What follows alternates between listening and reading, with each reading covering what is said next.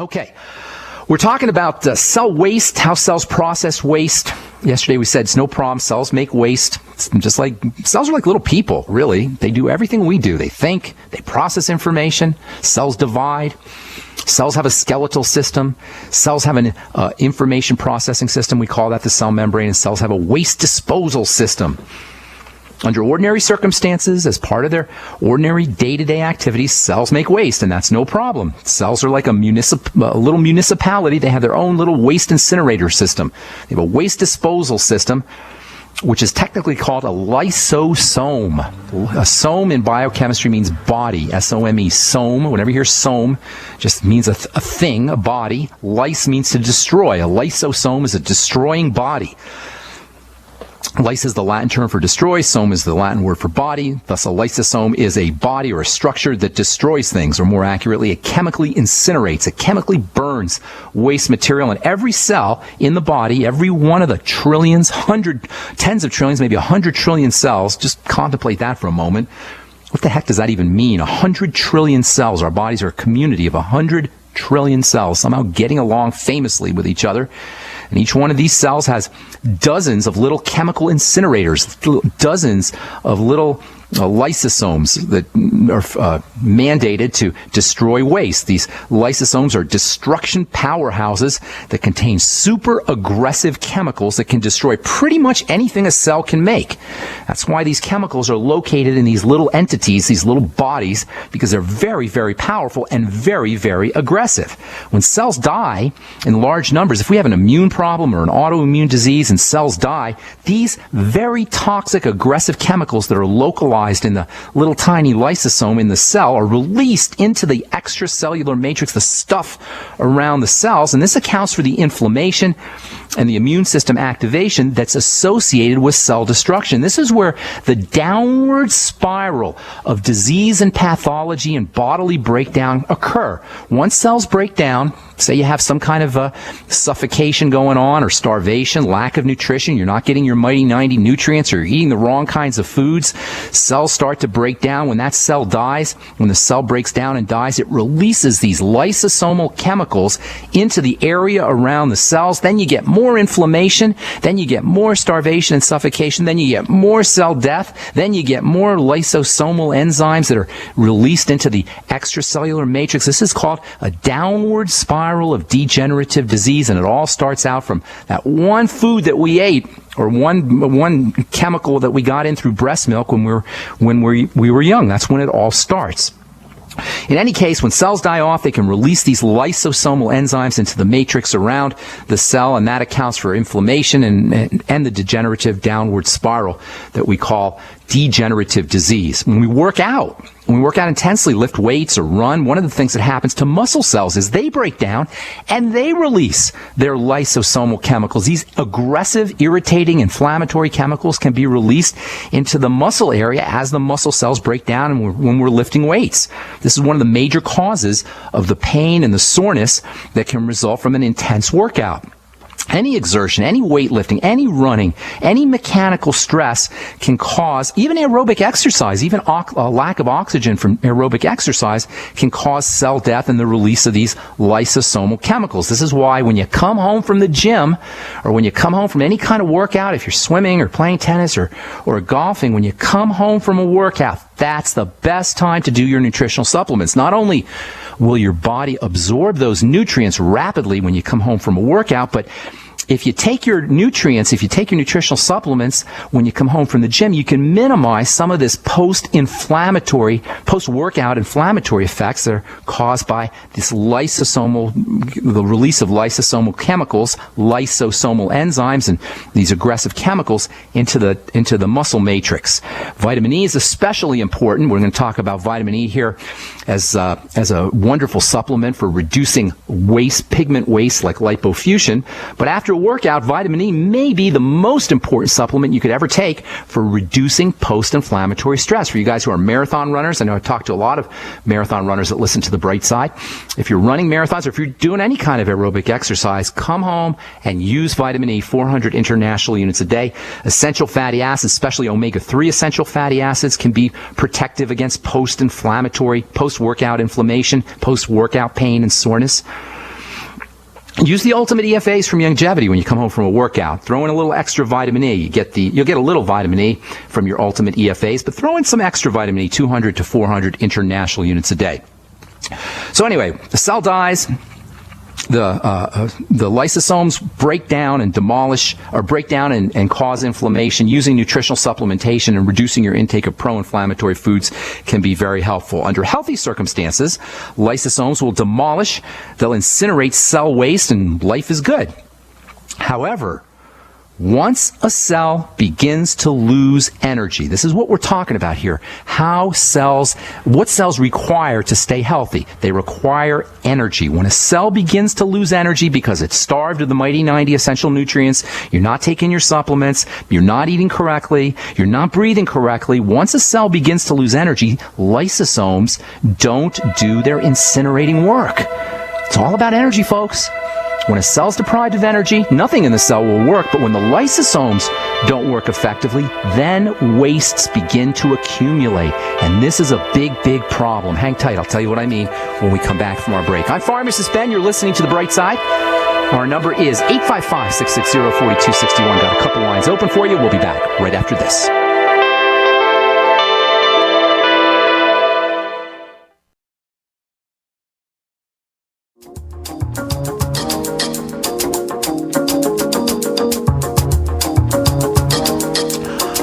We're back on The Bright Side from the British Medical Journal. Non-steroidal anti-inflammatory drugs and the risk of atrial fib, AFib so-called. Apparently, if you're taking Motrin or Naprosyn or Aleve or any of these so-called non-steroidal anti-inflammatory drugs, you have an increased risk of atrial fibrillation. No surprise there. Any prescription drug is going to increase the likelihood of anything going wrong in your body because your body's not supposed to be using prescription drugs. I'm not Pollyannish.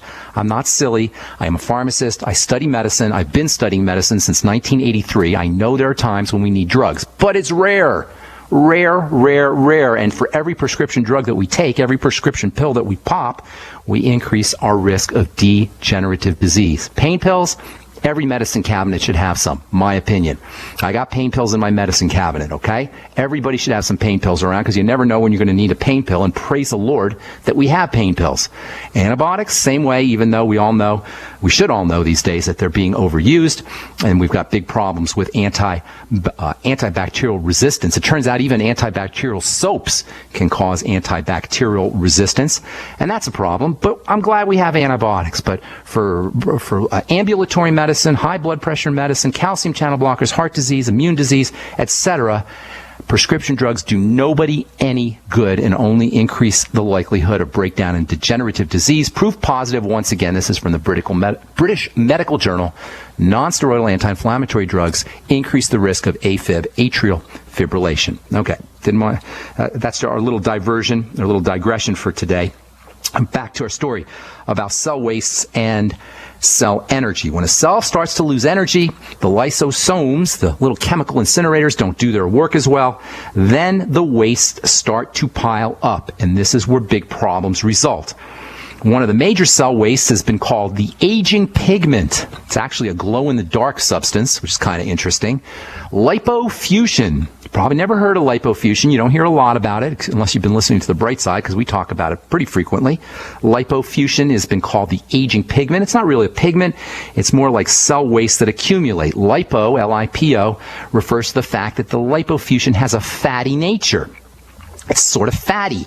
Lipofuscin has a fatty kind of consistency, and that makes it sticky. Water-soluble material, they flush out of the body, but the fatty stuff, that stuff is sticky. Think peanut butter and jelly on a plate in your sink. The jelly will rinse off. That represents the water-soluble material, but the peanut butter doesn't rinse off as well. Peanut butter has a sticky kind of quality, and that's what fats do. Fats are difficult to flush out. Fatty wastes are difficult to flush out of a cell, and they can build up. If the little chemical incinerators don't have the energy that they need to do their work, these fatty materials can build up, and they can especially build up in areas of the body that work the fastest, the heart and the brain and the liver and the various glands in the body. all tend to accumulate this cell waste faster than any other systems in the body. Lipofuscin in the eyes is very important, and one of the causes of, at least associated with macular degeneration. Whether it's a cause or whether it's an effect, we don't know, but the fact is that macular degeneration and lipofuscin or cell waste are associated. Lipofuscin accumulation is thought to be involved in brain diseases, including Alzheimer's disease and Parkinson's disease. Same with lung diseases, same with autoimmune diseases. All of these have a lipofuscin cell waste connection. Because this stuff is sticky and mostly fatty, lipofuscin has a fatty nature, the best way to improve lipofuscin levels, or to improve the body's ability to flush out lipofuscin, involves improving fat absorption, fat processing, fat metabolism. If you want to pick one thing, just one thing to do to improve your health and increase your longevity, it would be to improve your body's ability to handle fats. The digestive system's ability to handle fats, as well as a cell's ability to handle fats. That means bile salts, ultimate enzymes, lecithin, choline, methionine, carnitine. These are all great ways to help improve fat absorption. Using apple cider vinegar after all your meals using lecithin can help improve fat absorption and fat digestion. This is especially important if you've had your gallbladder removed or you've had a hysterectomy. These are two major causes of fat malabsorption: hysterectomies and gallbladder removal. If you had your gallbladder, people, keep it. Now, if you've had your gallbladder removed, it's not the end of the world. You can still take supplements, and you can still do strategies that can improve your body's ability to handle fats. But please don't let any doctor or anybody tell you you don't need a gallbladder. Medical nonsense. You need a gallbladder. It isn't there because it's just extra. It's there because it's important. The gallbladder is a bag o' bile. It's a little bag that holds on to bile, so when we eat food, we can have enough of this bile squirting out into our intestine to break down fats. That ain't going to happen without a gallbladder. Yes, you can squirt out a little bile into your intestine from the liver, but it's very little. So keep your gallbladder if you have it. If you had it removed, focus on using fat metabolizing nutrients. Same with if you've had a hysterectomy or postmenopause. After menopause, or if you've had your female organs removed, your ability to process fats becomes immediately compromised, and anybody who's had a hysterectomy can tell you that they have problems with fat metabolism, fat absorption, and they have symptoms associated with fat problems, including skin problems. That's just for vanity alone. Don't have a hysterectomy unless you have cancer, of course. That's the one time you need an organ removed if it's cancer-ridden. But just because you have cysts or fibroids or endometriosis, do not let anybody tell you you don't need a uterus or you don't need your ovaries, even if you're not going to have a baby, because it's all related to how the body produces hormones and how the body processes substances, including fats. Carnitine is really, really important for cell energy.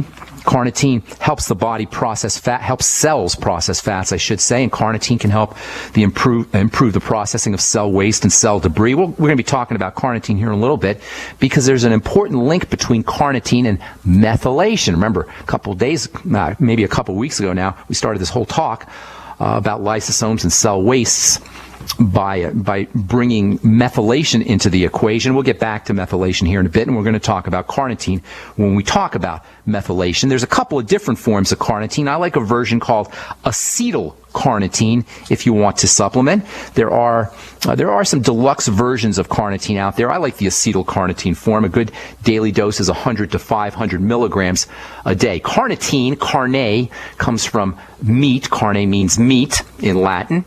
Carnitine comes from meat, once again demonstrating the problems vegans and vegetarians might have by avoiding flesh foods, animal foods. I'm not a big meat eater, but the fact is there are lots of good things in meat that you're not going to find in other foods. You'll get some carnitine in cheese. Avocados will get you some carnitine too, as well as legumes and grains, but the densest source of carnitine is going to be flesh foods. Then there's a really important relationship between vitamin E and lipofuscin. In fact, vitamin E may be the main anti-lipofuscin weapon that you could use in terms of nutritional supplements anyway. Vitamin E is a guardian vitamin. It protects and it guards. It's the quintessential protection vitamin with especially protective effects for the cell membrane. Remember, it's all about energy, and the cell membrane is parceling out energy into a cell, and vitamin E protects that cell membrane brain. We'll talk a lot about vitamin E on our next Bright Side episode and how you can use vitamin E to help reduce the aging pigment inside of cells. I'm Pharmacist Ben. We're coming back with your phone calls on the Bright Side right after this. Don't go away. Tomorrow we'll continue talking about cell waste and how you can use vitamin E.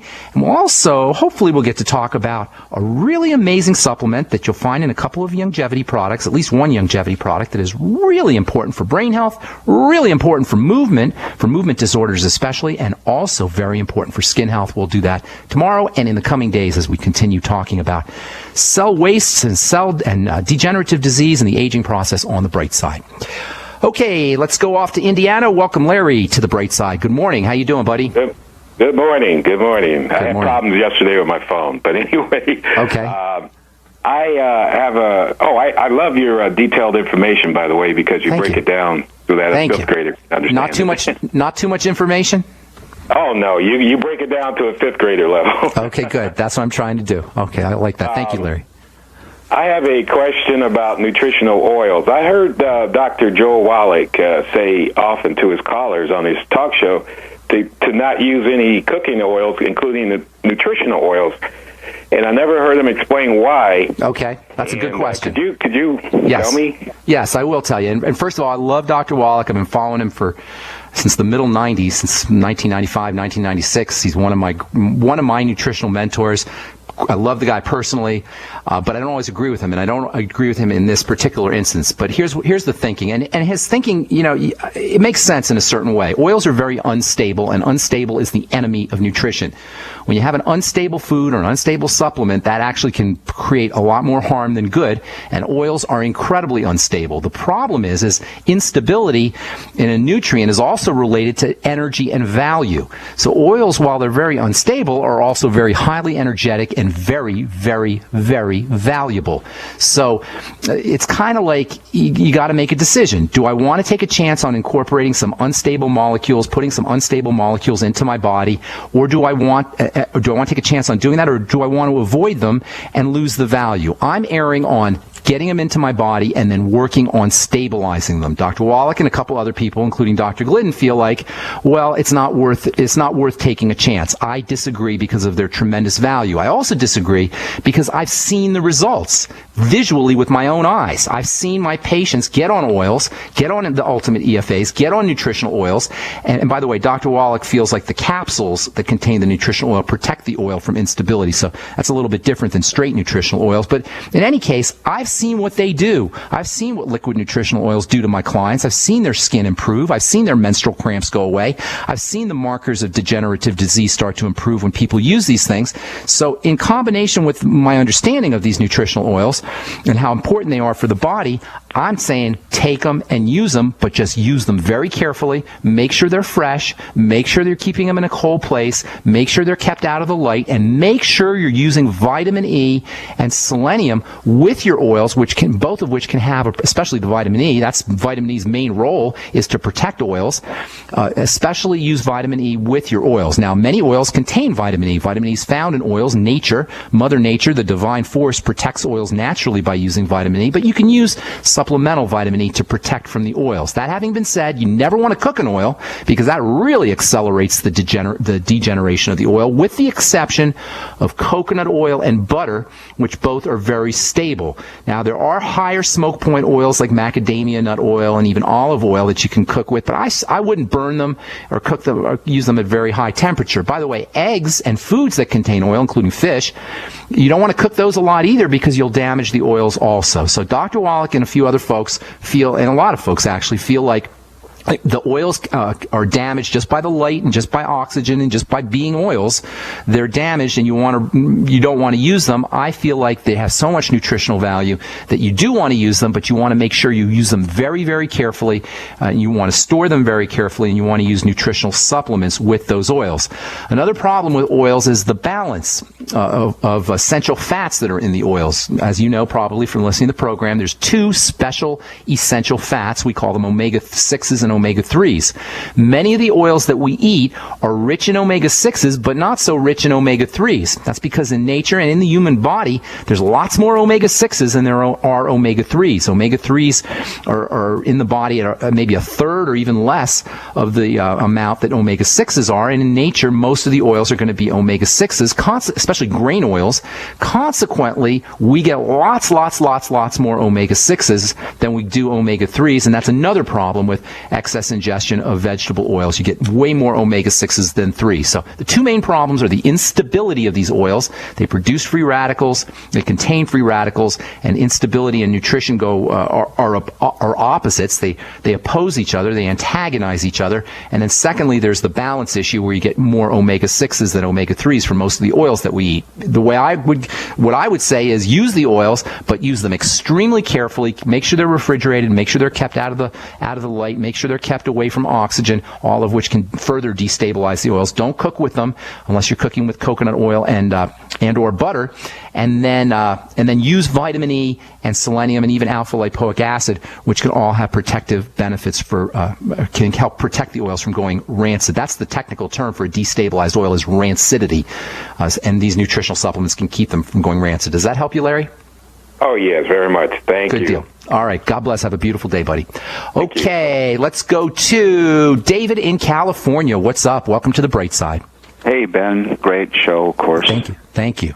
What's going on? I have a question. I've got a friend who is, you touched on it a second ago, macular degeneration. Okay. Diagnosed with it. And I heard the lecithin and the vitamin E. Okay, very important. Things and stuff. But what can she do? Okay, well, here's the deal. The key word in macular degeneration is not macular, it's degeneration. Right. And it's just another way that the body breaks down. This is so important. In fact, if I had to pick a cornerstone philosophy of the Bright Side, it's the idea that the body breaks down systemically. And even if we see it in one part of the body, rest assured, the body's breaking down everywhere. What we want to do is not necessarily address the macula or the eyes. We want to address the degenerative process. The macula breaks down for the same reason everything else breaks down. A poor handling of blood, poor handling of sugar, accumulation of toxins, and low energy to a cell. So how do we handle that? Well, specifically, you want to handle for the eye, because the eye is subject to a lot of activity from the light. You want to start using your antioxidant nutrients. Those are the most important nutrients for all degeneration, and especially for the macula, because it's subject to so much energy or so much attack from the light. It's in the eyes, obviously. So using antioxidant nutrients, especially pigments, colored nutrients, is the most important strategy for dealing with all degeneration, but especially for the macula. That means yellows, reds, blues, greens. Where do you get those pigments? Vegetables. Vegetables. And there's a couple other neat sources of pigments, and I'll tell you what those are, David, when we come back from our break. I'm Pharmacist Ben. You're listening to The Bright Side on the Genesis Communication Network. We will be back right after this. Don't go away.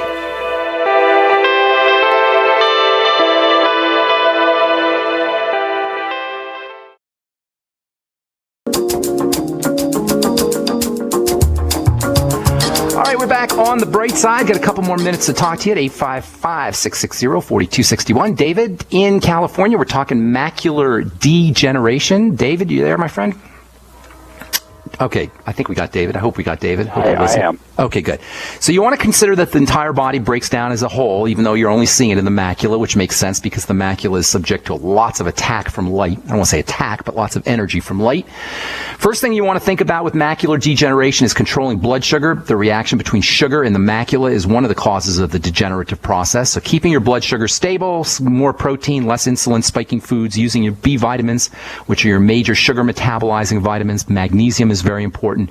Vitamin E can help. Vitamin E can help for the macula and the light, as well as for sugar metabolism. Chromium, vanadium, the sweeties, very important. Most importantly, though, is restricting your intake of these kinds of foods: breads, pastas, cereals, processed carbohydrates. All processed carbohydrates are a problem, including fruit juice, etc. Then there's the pigment approach. The macula is a pigment, and using pigments are really, really helpful for not just for the eyes, but also for the skin. Anything that's going to be helpful for your eyes is also going to be important for skin health, and pigments are important for both. That means reds and blues and greens. You have dark green leafy vegetables, which are wonderful sources of greens, as well as yellows, even though you can't see the yellow. Lutein, zeaxanthin, you've probably seen these Chinese names on eye vitamins. Longevity's got a great eye product called the Vision FX, which also has some of these pigments in it. There's a product, Longevity product, that's a pigment powder. And I forgot the name of it. I think it's called Ultimate Youth, and it's a pigment powder you can use. Anything with pigments is going to help.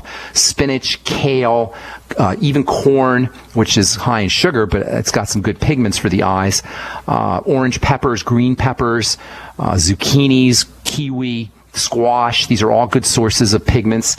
And then also, my favorite source of pigments for protecting the eyes and protecting the skin from the sun is algae and chlorellas. Anything that lives on top of the ocean is going to have an ability to process the sun and sunlight, and we can get the advantage of that sunlight processing chemistry by eating algae, eating chlorella, eating spirulina. Any of these kinds of foods are wonderful for protecting the eyes from breaking down, protecting the macula from breaking down. The macula is the center part of the eye. Also, N-acetylcysteine, which we talk a lot about on this program, selenium, very important for the eyes, and don't forget about vitamin A, which is important for all breakdown processes. Vitamin A stands for vitamin anabolic. Anabolic is chemistry talk for building. So vitamin A is your main building, anti-degenerative vitamin, and of course it's got a special role to play in eye health. Tons of great strategies for macular degeneration, but most importantly, you want to consider macular degeneration as just a symptom of the overall breakdown process in the body. It's a leaf on the degenerative tree, on the tree of degeneration. It's just merely a leaf, and there's other leaves as well, and you want to take care of the trunk of the tree and the roots of the tree, and that involves protecting the body from the degenerative process in general. Of course, I didn't even tell you about the digestive system, but that always is job number one, making sure your digestive system is operating pristinely. All right, Dave? The best source for vitamin A? Supplements are the best, but if you're going to go with the food route, liver, organ meats are your best sources of vitamin A. There's no vitamin A in plants, people. That's beta-carotene, and it is not vitamin A. So if you're vegan or vegetarian, I don't know how you're going to get your vitamin A unless you're willing to supplement. If you're vegan, you can always use fish liver or fish oil, vegetarian. But if you're vegan, you're going to have a problem because there's no vitamin A in plants. There's beta-carotene, which is similar, but it has to be processed in order to be converted to vitamin A. So butter, dairy, organ meats, fish, these are your fish livers especially, those are going to be your best sources of vitamin A. Got to move, David. Thank you so much, buddy, for calling, and thanks for the kind words. I appreciate it. All right, let's go to Canada and welcome Nigel to the bright side. What's up, Nigel? Hey, Ben, I'm calling in for my wife. Okay. She's 36 years old. Okay. She has possible endolymphatic hydrops. Oh, no. Fluid buildup in the inner ear causing her to... Okay, now endolymphatic means it's inside the lymph, right? Hydrops means some kind of fluid buildup, and that's exactly what you're saying, right? So you got it in the inner ear? Possible. They haven't figured it out, but that's like the leading idea about it right now. Is she? She does have the vertigo. She's dizzy, that kind of thing. Yeah. She's had 3 or 4 episodes in the last 7 years. Okay. She got it like 3 months after flying for the first time at the age of 30. Okay. What else does she have? She's got to have something else going on. By the way, endolymphatic hydrops, which is also called Meniere's disease, is most of the time doctors will tell you it's idiopathic. Idiopathic means they don't know what the heck is causing it. Yeah. So, well, I'm telling you what's causing it. When you got pressure or fullness or fluid buildup, you got something attacking the body, period. Endolymphatic means that there's a fluid buildup. That means the immune system has been activated. Okay? So she's got to have something else going on because you can't just treat endolymphatic hydrops, Meniere's disease, vertigo, whatever you want to call it, unless you address the causes. She's got to have some kind of autoimmune problem, maybe diabetes, anything that you know of? No, we've been doing a pretty good job following your show, like no dairy, no gluten. That's what you're doing. It's what you're not doing that counts. What you're doing is great, but there's something missing.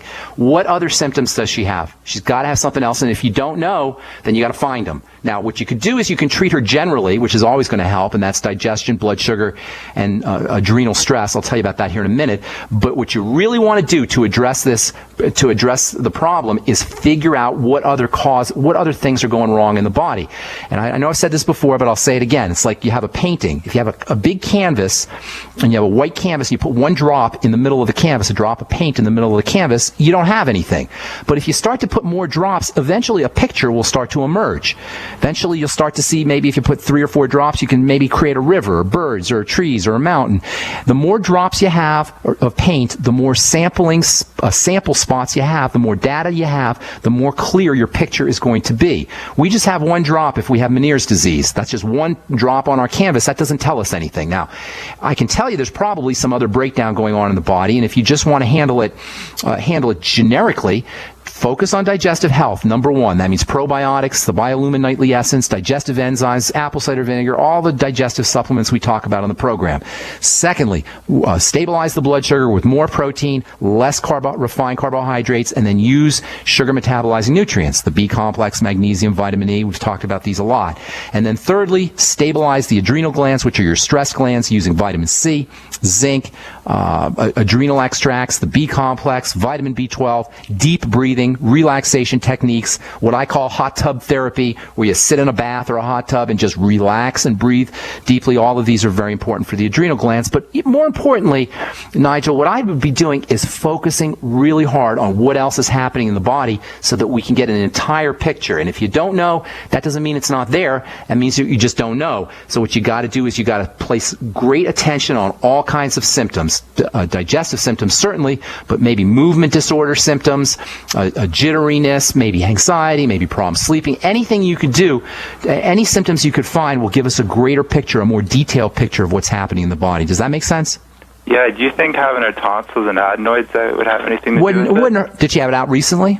No, when she was 11, she had a really bad... No, but the fact that she had her tonsils out tells me that something was getting into her body. The tonsils are part of your immune system, and when the tonsils get inflamed, that usually means there's a bunch of crap that's been building up in the body. So that tells me that she had a problem ever since she was a little girl, probably a food problem. So this is where that's a good clue, though. That's a very good clue. I wouldn't say it had something to do with the tonsils, but I'd say both the tonsils and the Meniere's disease are related to the same problem, and that's toxins that are getting into the body. The number one place is through food. I'd be focusing on food, Nigel, because it sounds like that's where the problem is lying. And no surprise there. That's usually where the problem is. But the fact that she had a tonsillectomy at a young age, at the age of 11, tells me that it's been going on for a long time.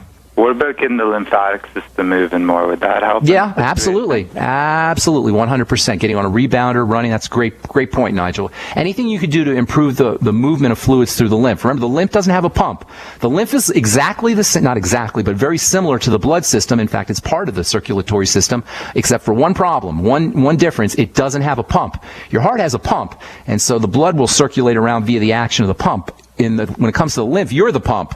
We're the pump. Our muscular movement and deep breathing also helps pump the lymph. So deep breathing can help move the lymph around, and it can also help with the adrenal stress, and then also getting on a rebounder, walking, running, doing any kind of aerobic exercise, any kind of exercise really will improve the movement of lymph. I hope that helps, Nigel, because we're just flat out of time. Sorry if we left you on hold. Please call back tomorrow, and we'll get you first up. Tell our call screener we left you on hold. Thanks so much, folks, for listening. I'm Pharmacist Ben. If you want to check out my website, it's brightsideben.com. We've got a shopping cart with all the longevity products. We also have a Join the Team link that you can click on, and I encourage you to check out my blog, pharmacistben.com, as well. Tomorrow we'll continue talking about the aging pigment, Lipofuscin, and what you can do to help the body, help flush Lipofuscin out of the body. And then we'll tell you about a really interesting nutritional supplement that you can get in a couple of longevity products that's very important for brain health as well as for helping remove Lipofuscin out of the body. All right, that's all the time we have for today. I'm Pharmacist Ben. We'll talk to you all later, folks. Have a wonderful, beautiful, spectacular day. Bye-bye for now.